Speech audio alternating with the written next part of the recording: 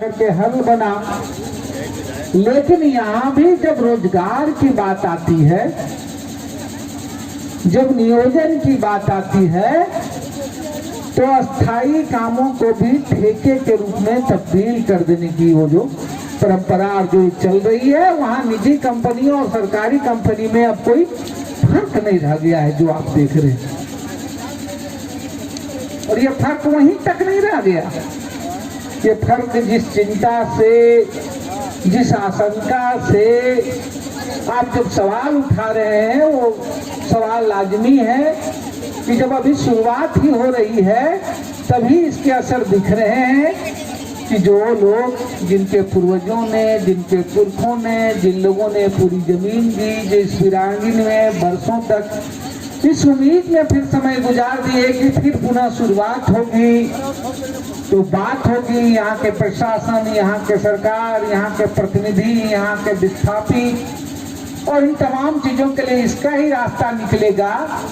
तब पता चल रहा है अपने की शुरुआत में ही जो लक्षण दिख रहे हैं, कहने के लिए ये भारत सरकार की कंपनी, कहने के लिए जो है जो भी है, लेकिन जब मजदूरों और नियुक्तियों का हुआ तो ठेके कंपनी को दे दी है और वो ठेके के आधार पर वो तमाम लोगों को अभी से ही एंट्री देना शुरू कर दी है, जहां विस्थापन की, स्थानीयता की, प्राथमिकता की कोई प्राथमिकता नहीं।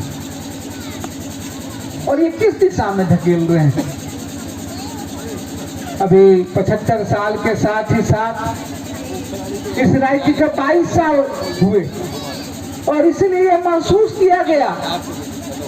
अभी जब पिछले दिनों झारखंड विधानसभा में ये बन रहा था, तो जिसकी बात आज जो आप प्रमुखता कर रहे हैं कि 75% जो है स्थानीय लोगों को नियोजन हो, रोजगार हो, तो पहले उसमें सिर्फ निजी क्षेत्रों में था।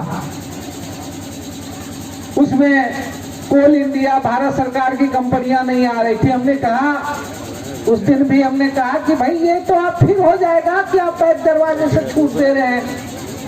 बीसीसीएल कहे कि भाई हम तो निजी कंपनी नहीं है, हम तो भारत सरकार के द्वारा है। कोल इंडिया यही बात कहेगी, एनटीपीसीएल यही कहेगा, आईओसीएल यही कहेगा, हर्ल यही कहेगा।